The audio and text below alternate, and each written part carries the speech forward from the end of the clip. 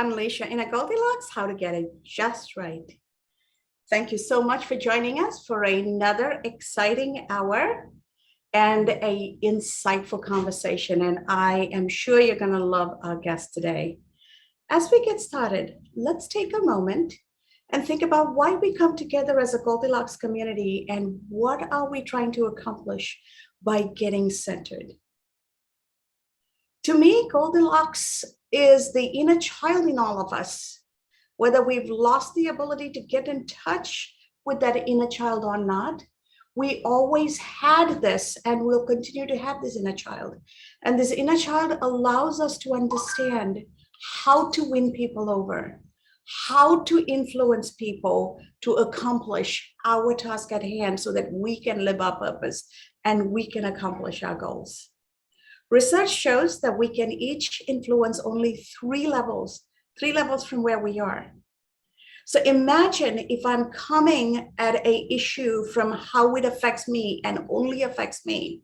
I'm not looking at how this is going to play for everybody else who's going to be engaging with me. Therefore, I'm not giving them a reason to engage with me. But if I unleash my inner Goldilocks and I get centered by taking perspective of how every person, every scenario is going to come into play here, I can take a broader perspective. I get centered. And now all of a sudden, I can influence 3 levels to my right, 3 levels to my left, and everybody else in the centeredness space, giving me 7 degrees of influence, even though factually, I can only influence 3 levels from where I am. So by shifting where I am, I can expand my sphere of influence. And by expanding my sphere of influence, I am going to be able to accomplish my goal and reach as many people as possible and truly build my success. And in that process, I'm also building shared prosperity because I am getting centered and I am taking perspective. Imagine your purpose, your very essence, your very purpose also sits in the centeredness of what you love, what you're great at, and what the world needs. If you don't take the time to get centered on your own purpose and take it forward in a meaningful way in the marketplace, then you're never going to be able to live your purpose and realize your potential. And today you're going to love our conversation about how we are going to unleash that. So 3 nuggets of wisdom, 3 ennobling thoughts I want us to take in to our conversation with our special guest today. 1 is to always remember you were created by design. You were created by design intentionally. Everything you need to succeed in life is already inside of you. So boldly draw from within. You were not accidentally made. You got everything you need. Okay, you got this, and draw from inside. The second ennobling thought I want you to take into the conversation is have the courage to lead yourself. The key essence is to lead yourself and transform to live your purpose. Why is that? Because in life, we can only lead ourselves to influence others. Anybody who thinks that they can lead others and influence for themselves has got it backwards, right? So how do we lead ourselves in a meaningful way to be centered on our purpose so that we can influence others is going to be your pursuit of success. And how you make that happen is by letting the gravitational pull of your authentic self lead you. Remember, it's already inside of you. Let your authentic self lead you because your inner soul, your inner being, your authentic self knows it, and it knows to lead you towards your purpose. The third ennobling thought I want you to take into the conversation is vulnerability is a success trait. It's not a weakness. It is a success trait. Iron fist in a velvet glove is strength with vulnerability. Therefore, firm professionalism and kindness are a power combination. Don't let anybody tell you your vulnerability and your humanity is a weakness. It is who we are. It is the essence of who we are. Embrace it A leader who cannot be vulnerable is never going to have followers. And when we don't have followers, we are no longer leaders. We don't get to decide if we're leaders. Others get to choose if they want to follow us. And by virtue of them following us, we become leaders. And the key to them willingly following us is to be able to see our humanness, to see our vulnerability, and see how we can combine strength and vulnerability and truly be human. So with those three ennobling thoughts, let's actually go into meeting our special guest to talk about Hindsight 2020. Why liberate your subliminal potential? And to have this conversation with me, we have Nandini Menon, MD, a eye surgeon with us. Nandini, welcome. Thank you. It's such an honor to be here. And before you go into further introduction, I would like to first of all wish all the Malayalis and Keralites in the world who are listening in a happy Onam. It's our harvest festival today. So thank you. Thank you, and wish everybody a happy Onam. Thank you for reminding us all about that, Nandini. Well, appreciate it. So let me give you all a very tip of the iceberg intro to Nandini, and then we're going to do a deep dive. Nandini Menon, MD, took a leap of faith and moved to Chicago in the United States of America at the age of 29 after a semi-traditional arranged marriage to her husband, Gopi. She never gave up on her dream job of being an eye surgeon. Her resilience, grace, and personality broke the barriers and biases one at a time, and she got back into ophthalmology to complete her training at Northwestern University. Nandini was born in Malaysia. Though her early education was split between Malaysia and Singapore, she maintained strong roots to her South Asian heritage, thanks to many school holidays spent with her grandparents and at her ancestral home in Kerala, India. Dr. Menon continues to practice ophthalmology in Albuquerque, New Mexico, USA, where she lives with her husband. Her varied and global exposure has made her aware of inherent social and subconscious biases in every society and aspects of daily life. She is interested in helping people, especially in healthcare, to enhance the quality of their lives and improve their overall health and satisfaction. Nandini, it is such an honor and a pleasure to have you on. Thank you. And it is a pleasure to be in this process. And I'm so glad that you created this opportunity for all of us and for me to meet these really awe-inspiring co-authors and to share in the bounty and the blessings that the universe has bestowed upon me to the rest of the world. It is truly an honor. And just a reminder to everybody, Nandini is one of the co-authors of Ennobling Business for Success. And we are thrilled and excited for our upcoming launch on the 5th of October.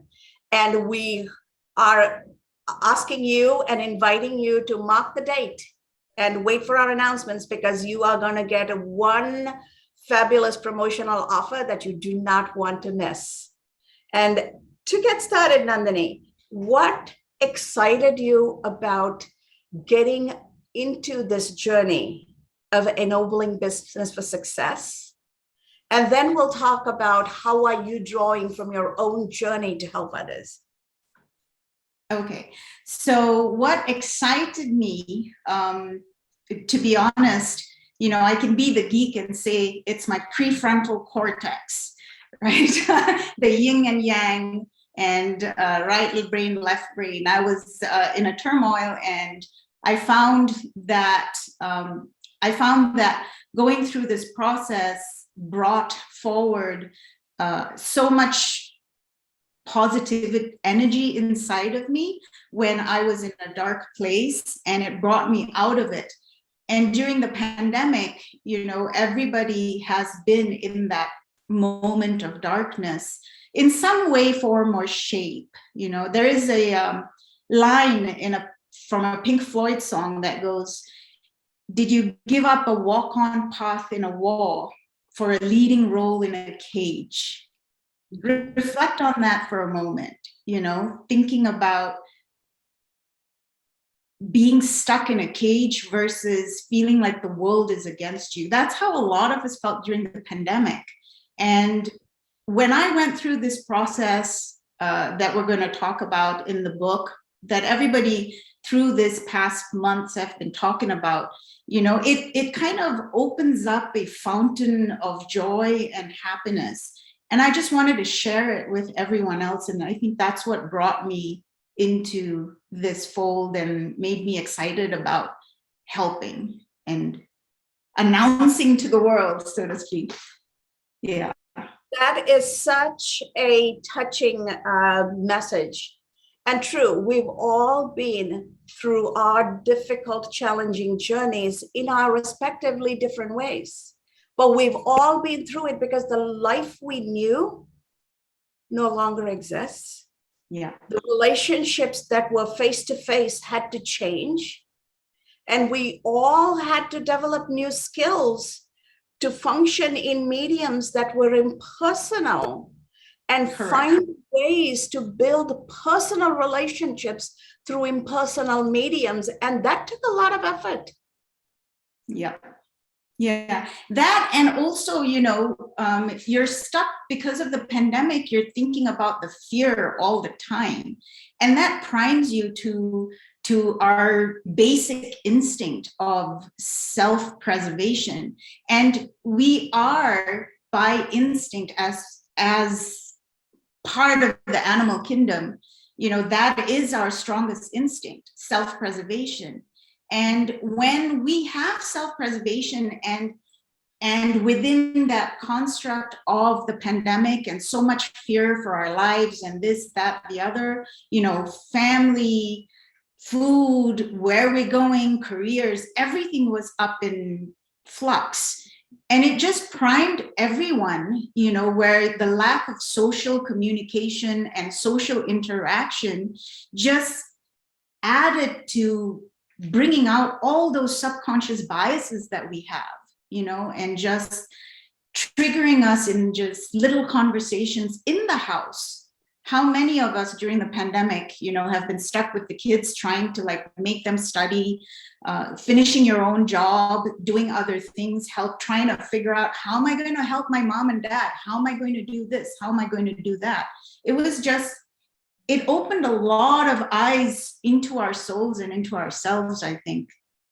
Sometimes negative, but hopefully we can turn all that into positive by this book. Mm-hmm. And true, because ultimately the fact of the matter is our glass is half full and half empty all at the same time. They're both true. And it's our mindset that allows us to choose to see it as half full or half empty. Yes. And it is my hope that as we delve into this conversation, you are going to share from your journey of how you flipped the script and you started looking at things from a different perspective. How do I better communicate in a new culture? How do I truly engage in this pandemic, in this environment differently? Why is my glass half full? So let's dive into that, Nandini.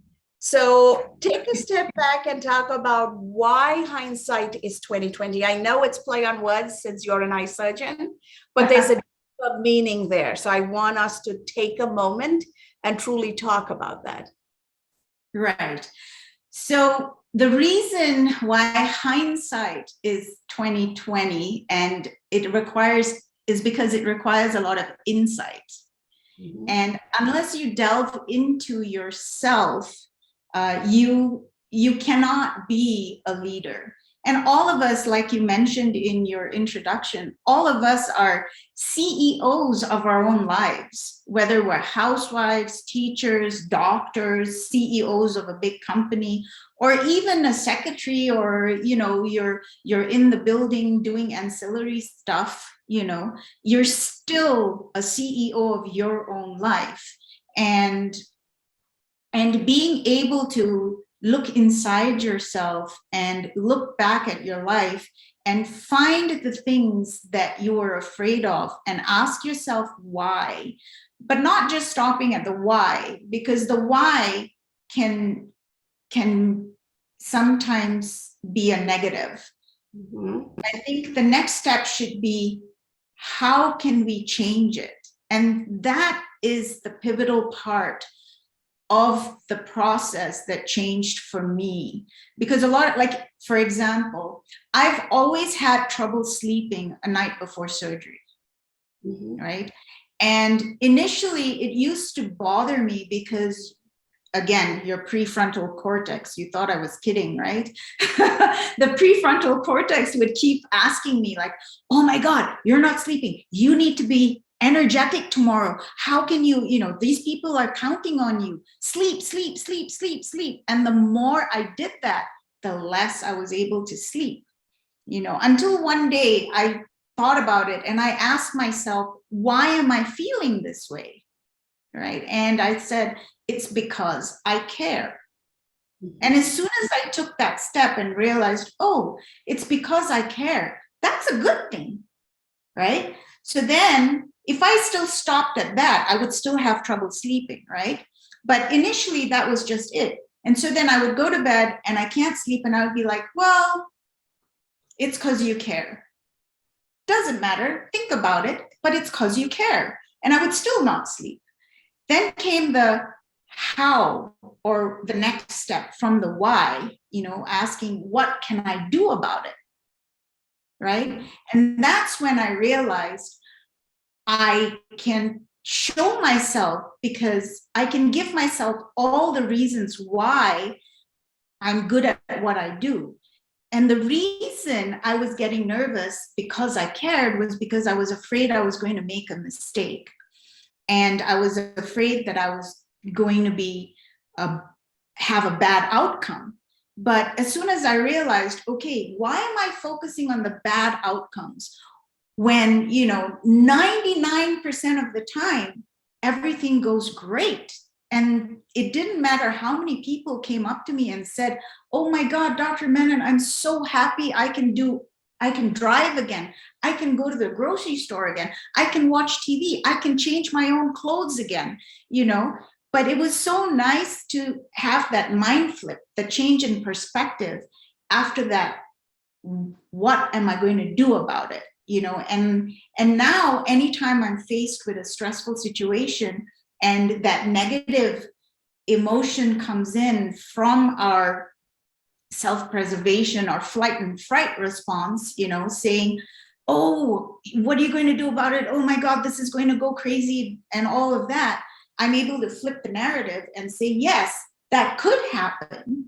But what is the probability that it's actually going to happen?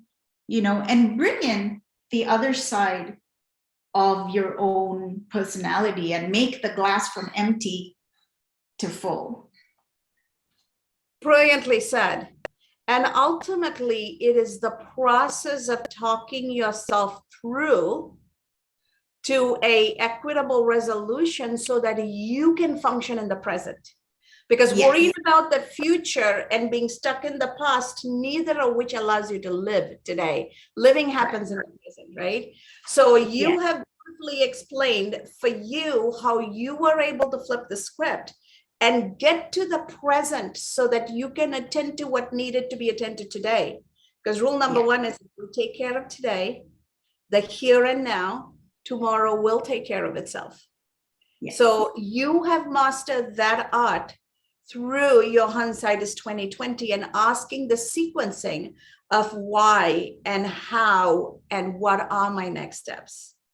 So as you go through this introspective journey and being truly vulnerable with yourself and find solutions instead of blaming yourself, in this process, what have you learned about you?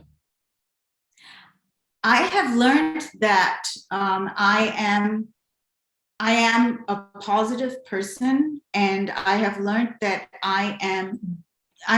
well, it's not that I've learned, it's more, you always know who you are, but believing that is truly you.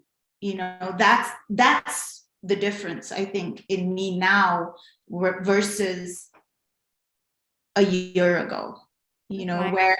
where now when I walk into a room and someone compliments me and says, you know, you are a great surgeon, or you are so intelligent, or you are inspirational to me, I can truly accept that, you know, and say thank you. I'm so blessed that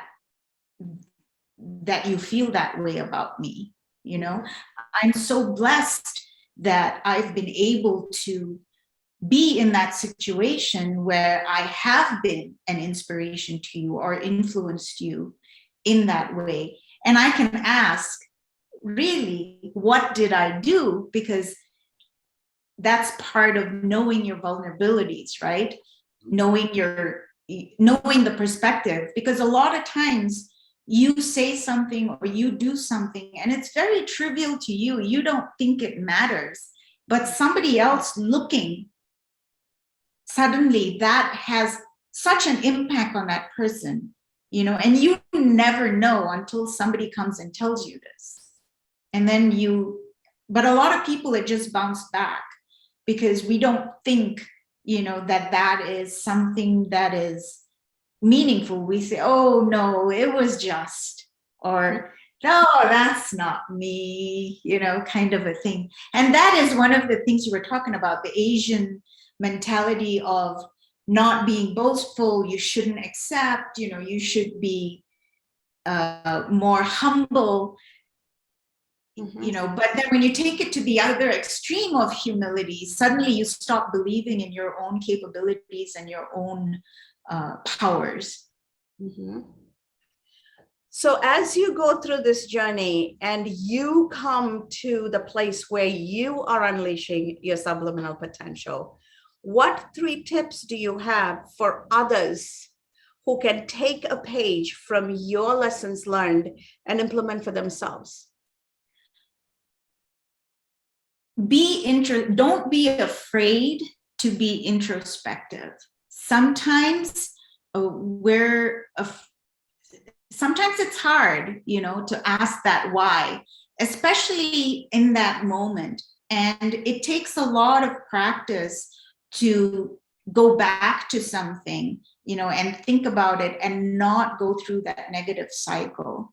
So when you find yourself in that negativity, remember to try and ask yourself, what would you tell your friend or your spouse or somebody who came to you with that problem? Would you be talking to them the way you're talking to yourself? No. So then give yourself some empathy, some sympathy, or help yourself be better with your self-care in that way. The second thing is to be open to feedback.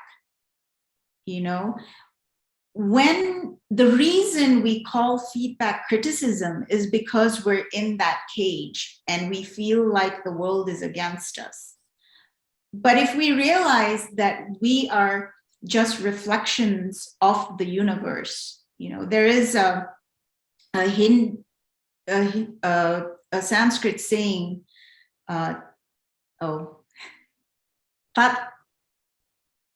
I've forgotten the saying, sorry. But, you know, it basically goes to say, like, you are just a mirror or a reflection of the universe. And when you realize that what you're thinking, saying, and doing is actually what you are, not what the other person is. And therefore, what the other person is saying and doing is who they are. And your perception of what they're saying is you. It's not the universe. So if you are taking it negatively, ask yourself why, and ask yourself, what can you do about it? Why, and then what? You know, and then criticism becomes feedback, becomes positive. and you're able to realize that it is within yourself that you can, change and be positive about it. Mhm. Absolutely. And feedback is such an important element of growth. And it's such an important element of being a leader.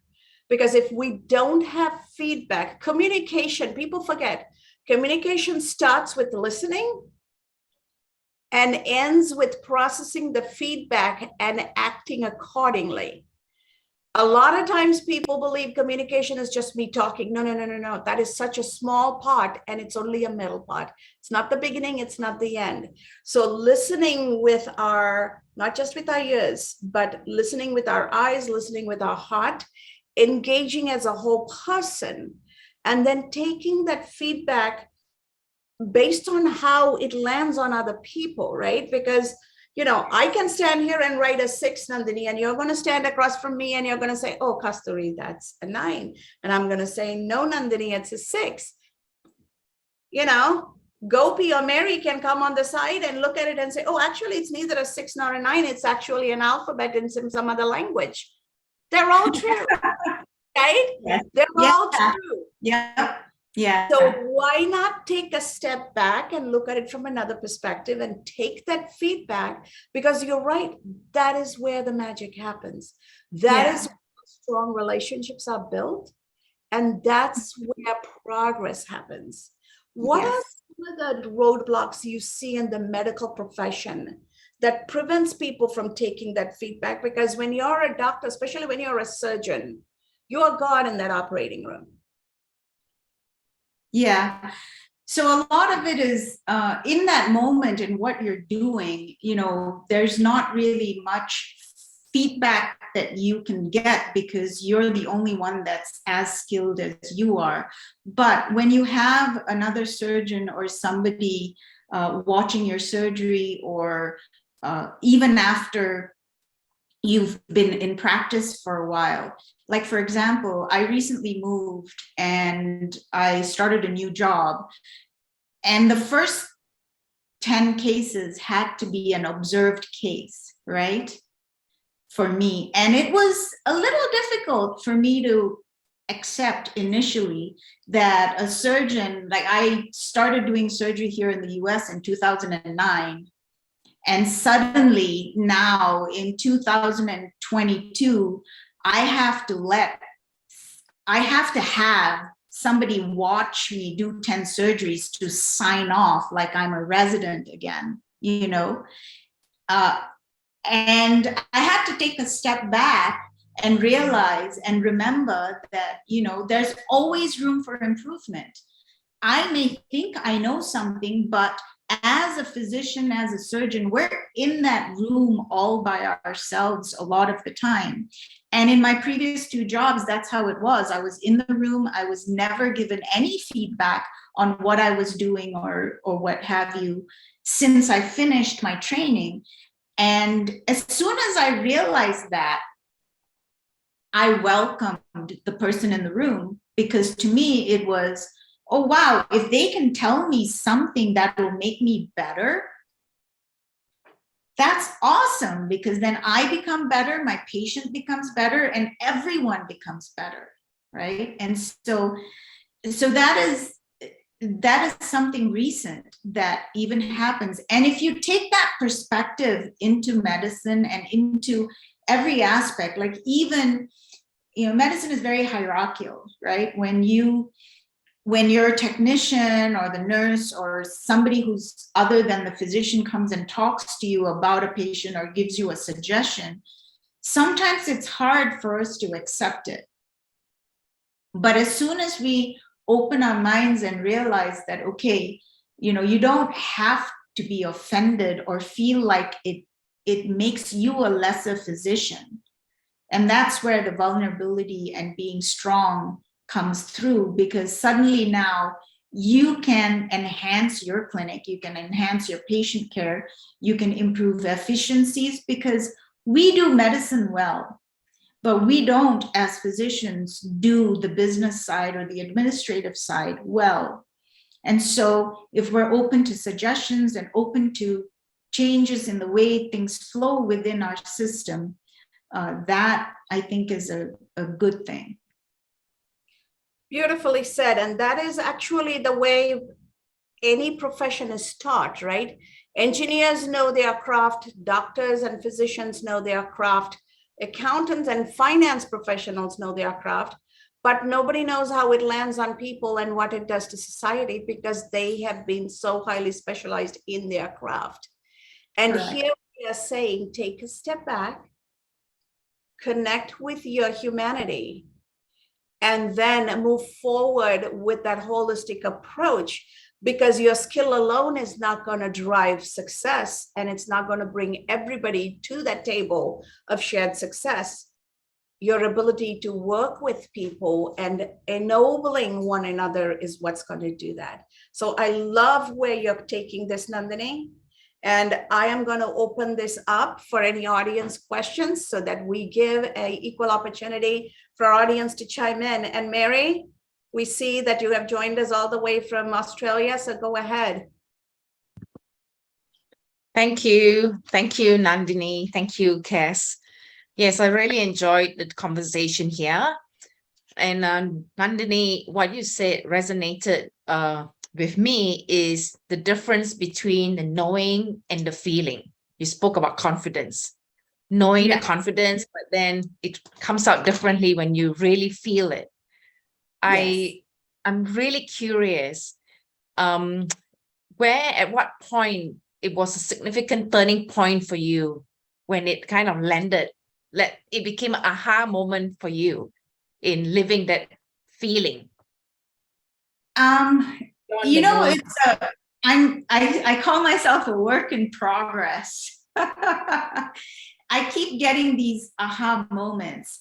The first one was when I realized when Kasturi and I were talking during one of our sessions, and we discussed communication issues, social biases, subconscious biases because of upbringing, culture, gender, generations, and moving from Asia to the US as an adult, I won't date myself, as an adult, a working adult, versus, with my husband he moved here for college.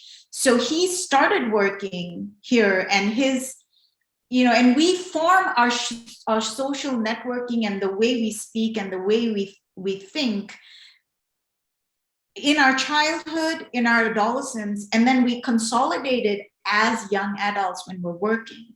And so he was talking to me as an American with an Asian influence, and I was here full on Asian, and realizing that it wasn't us, it wasn't that we were not communicating or he was not understanding me because, we were miscommunicating, not because of ourselves, but because we both thought we were saying things correctly, and when I realized that, and I realized it from work, I would go, like a simple example was, I would go to my assistant or my nurse to say, hey, I want a vacation between such and such a date and such a date. In Asia, if you go to the nurse as a physician and you tell your nurse or your assistant, I'd like to, I think I'm going to be off on X day, because you don't give commands, like it's considered rude to say, do this, or even with the please, it's not how you say it. There's a lot of undercurrents where you just say, if you don't mind, could you please? And it's done. And I would do the same thing here, and the day would come and my clinic would not be canceled or would not be rescheduled. And then my husband would get angry because we had plans, and now, and then my staff would be upset because they have patients, and now, Dr. Menon's being wishy-washy or whatever. And it was not anything. It was just me communicating wrongly from a wrong environment. And I just had to learn how to communicate, how to say I had to come out of my comfort zone and not be, oh, do you think it would be okay if I took vacation and just be I'm taking vacation on X date, you know? And in my personal life, it would be, don't you think it would be nice to go and watch James Bond in the theater? And my husband would be like, yeah, it would be great. But he wouldn't book the tickets. Because in my head, I've told you I want to go, so we should make plans to go. And then James Bond came, James Bond went, and we still haven't gone, you know, and then, you know, so these little buildups subconsciously, like over years, it culminates, and suddenly you're in this situation that I was talking about. You feel like you're in a cage, or you feel like the world is against you, and you don't even realize, because these biases come up so slowly and silently. They grow like weeds in the garden of your subconscious. And unless you do the weeding, you know. That's awesome. So I'm really interested now that you have identified that, you know, it takes time to unravel, or even go put through the weed treatment. So can you share with us some tips, what maintenance tips that has been successful for you that maybe the rest of us could consider? So what I have found is nowadays, like especially at work, you know, I'm very careful to reiterate what I understood from a conversation. So if I go and I say, okay, this is what we're doing, this is where we're going with this particular patient, then I always do a read back, you know, and we do it all the time in medicine, where we read back orders when you're on the phone, you know, for medications and stuff, but we don't do it for personal stuff, like administrative stuff, you know. And it does help when you read back and you keep the communication lines open. And I talk openly about it, and I mention it to whomever I'm working with, you know, hey, there are cultural differences in the way we speak. So if you don't understand something, please ask me if I'm ambiguous, because that's just me communicating as from where I'm culturally used to. So please, if you're confused, or if I'm being ambiguous in my email, ask me. Mm-hmm. Yeah. And that helped a lot. And that is such an important point, right? When we are communicating verbally or written, to give people permission, and you're putting your vulnerability out there.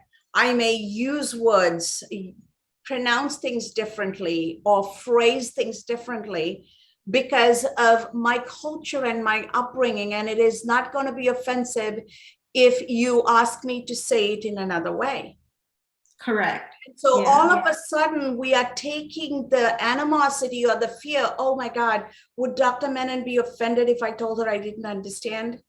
Right? We all say things differently, even within the United States. Regionally, we don't always click, right? Yes. So Mary, you grew up in Malaysia and now you're living in Sydney. Nandini, you grew up in Malaysia and India and Singapore, and you're living in the US. I grew up in Sri Lanka, India, living in the US. We're all from somewhere. We all have learned different ways of saying things, which may not always work. I remember when I came to the US as a grad student, and you know, the British English is, when we want to go to the bathroom, we say, I want to go to the loo. The administrative assistant sat me down and said, I can no longer use that word. I have to take it off my vocabulary. I said, why? It's a perfectly good word. Oh no, our dean's name is Lou Jensen. You cannot use that word. Yeah. Okay, never thought that was a possibility, right? So we don't know how it's going to land, but when we give permission, we're bringing our strength, but we're also putting our vulnerability on the line. And Right. that is the most important aspect of being a successful leader. And you explained that through that story very lovely, in a very lovely way, Nandini. Thank you. Yeah. Yeah, and it's another cultural thing that I find very interesting is, we're brought up, well, not brought up, but the way when we go to people's houses, when we bring a hostess gift or a host gift, in Asia, you don't open it, right? You keep it because the person brought it for you and it's for your family. It's not for you to share with us. We can make it in our own house. We don't want it, But here, when in the US, when somebody brings you a bottle of wine, it's because they like the bottle of wine and they want you to open it it's for the guests and for you. And so for a long time, we didn't realize we were offending people because they would bring stuff. When we invite people over for dinner, they would bring the bottle of wine and we would keep it without opening it. And nobody ever told us. And so how many people thought that we were rude, And when we go to people's house, they would open the wine and my husband and I would look at each other going like, okay, I guess we'll have the curry, we can make it at home, but okay. Yeah. So integrating cultures and being able to be flexible and agile is critical. And it's not just cultural, it's generational too. I have young people, the Gen Z is telling me they don't trust anybody who use punctuations in their writing. So they don't trust anybody who puts full stops and commas and exclamations because they don't. So if you do those things, then you're of an older generation and you're not to be trusted. Do we understand these nuances in the workplace? When we have a young person working for us and they don't write sentences with punctuations, how do we deal with it? Do we even know that it's a trust issue for them? So it's good to know because when I was in residency, I didn't grow up doing the computer. So my typing skills are atrocious, right? I'm a 3-finger typer, and so it would take me hours to finish charts and it still does. But so now I know I don't need to bother. I can just do the punctuation. People are going to think you're a Gen Z. Are you just 30 years off of your... Exactly. Good one. You should take that to the bank, Nandini. Yeah. I'm a Gen Z because I don't use I don't use capital letters when I type and I make typos. So Nandini, as you think about your message through this book and your work beyond the book, where do you see the opportunity to create an impact and live a purposeful life in a way that you can transform the lives of others? For me, it took me 10, almost 18 years in this country before I realized that I had to communicate, I had to learn how to communicate. It wasn't that I was communicating wrong. I just had to speak a different language. And so I feel that the impact that we can make is by teaching this to the people who come in sooner, who are going into the workplace. So one of the things one of the places, especially for physicians, since that's healthcare is where I'm used to, even when it comes to nurses, nursing assistants, respiratory therapists, all these people come in, and some of us are immigrants from different countries. And so that's where I see the biggest impact, not waiting for somebody to get to my point of a spiral and feeling the completely inadequate, before realizing, oh, okay, I just need to learn this new skill. I can learn a new skill that I have we are all not afraid as professionals to learn a new skill, and teaching it early and teaching it when, or exposing people to realize that there is this cultural aspect of language and subconscious biases that we all bring at being, gender and country and culture early, so that we can intervene early, and then we can start adapting and maybe not going through all the emotional and mental strain and stress when you're already in a stressful environment, when you've newly immigrated and you don't maybe have family or friends that you can turn to. Having somewhere to go to teach you the skills to figure out how to navigate in a new country, a new society, and a new workforce, because the skills of your job, but to integrate into the society, that's a different part of it. So the social skills, and a lot of times people focus on everything that is IQ related and technical related. People don't focus on the EQ and the human skills. Correct. And a lot of people get burnt out and give up. Not many people even land at where you landed, and we were friends before, so we had the opportunity to talk and things evolved, right? But how many people will have that natural setup to go and talk and through a coaching process figure this out? And so I love where you're going with this. Make this a part of their transition so that we are truly bridging their life from wherever they are into their new place, so that as much as they're getting recredentialed to practice here, they're also getting recalibrated as human beings to be functional and to be received in their holistic self. Correct. Yeah.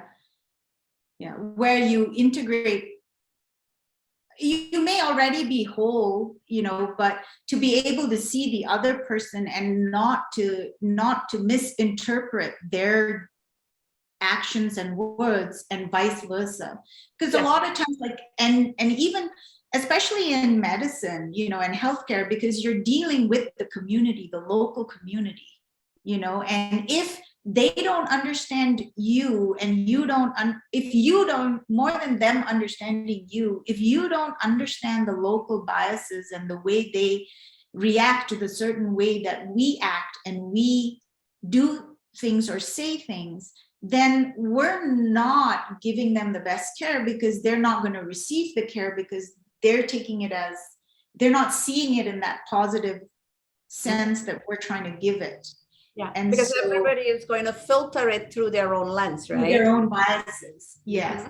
And so if you understand, and you come from a position where you understand that there is this issue, and you start acting and communicating, taking into account that there is this cultural divide or racial divide or gender divide, and knowing how you react to those gender and cultural divides helps the other person react positively to you as well. Makes total sense. So I don't want to lose sight of the fact that we want to make sure folks can get a hold of you, stay connected with you. So Nandini, what is the best way for folks to get a hold of you or connect with you?